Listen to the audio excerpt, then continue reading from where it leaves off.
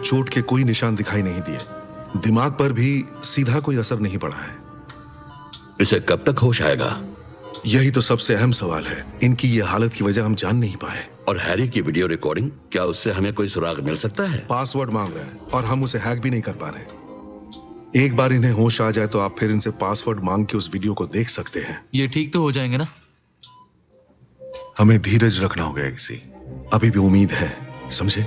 तुम्हारी जगह मैं होता तो तालीम पर ध्यान देता, सारे इम्तिहान में पास होता हैरी के खातिर।